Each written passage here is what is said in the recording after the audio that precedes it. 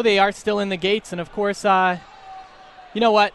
We're going to have to see what Orange Marmalade does. All right, let's start with Orange Marmalade. Let's start with him. And as the gates open, we are going to see Orange Marmalade still mounted right there, throwing up a ward and mounting up. Already tricks used very early. Right, and you see them hanging back, number one, not wanting to get CC'd, I guess, immediately. So Orange Marmalade is going to try to Nova out and just hit a grounding totem right there. After a sap on Nuvos, they're opening on Talbadar here. Orange Marmalade trinketing that early Cyclone. Deep freeze onto Novos to shut down his cast there. And it looks like they're going to try and go on the Druid here.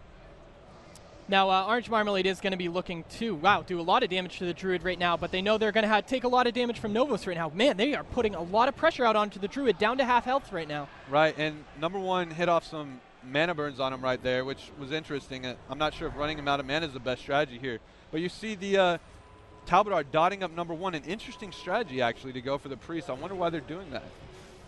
Okay, now of course War Chief or Dr. Mayo is going to be back at full health right now, caught in a kidney, trinketing out of that right now.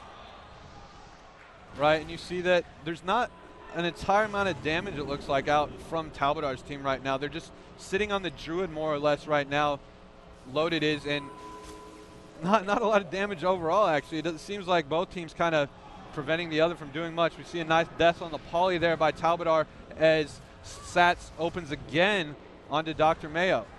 All right, so now the big thing to note is the mana of Dr. Mayo. That is the guy named War Chief down there. As you can see, but number one taking a ton of damage right now, pain suppressing himself and running back into the starting area. But look at the mana on Dr. Mayo. Yeah, now Nova's shitting in his sheep. He's about to get a big hex off on Orange Marmalade. And War Chief / Dr. Mayo did just innervate. Number one, not able to get the Dispel. A nice clone there on Marmalade to stop any spell stealage. And it looks like that's going to open up on him again. Looks like Loaded is going to continually sit on the Druid. And I mean, he didn't gain that much mana back. He made it up to about 6,000 mana with that innervate. Okay, and an ice block there from Orange Marmalade, and immediately we see Novos go ahead and start casting on him.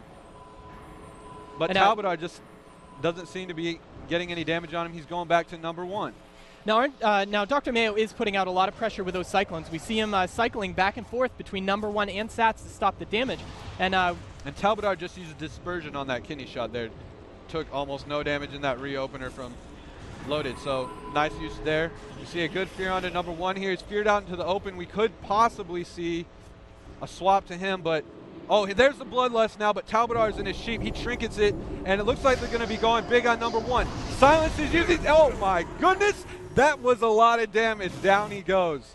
Look how long they waited in that match to use Bloodlust. Their Druid had already innervated, was down to 1.5k mana. Wow, dude, they caught number one off guard. They really did. I mean, he tried to get way out of the way with that, but, you know, the silence hit him, and Bloodlust popped up, and he got blown up. But look at the damage numbers we have here. I mean, they definitely did wait to use Bloodlust, as you can see. Yeah, and I mean, that was a pretty decently long game as far as Wrath of the Lich King goes, and the damage really wasn't all that high. I know you see some of these Beast Cleave matches, the game lasts 75 seconds, and the Hunter's pushing 200,000 damage. So both teams kind of playing control, going for their moments. You know, Loaded tunneled the Druid pretty much the whole game. I know we've seen some Druids get tunneled down in the past, myself included, but not working there for Loaded's team, because you have to figure in all the healers that they have on their team, accompanied by the fact that you have a poison cleansing totem as well.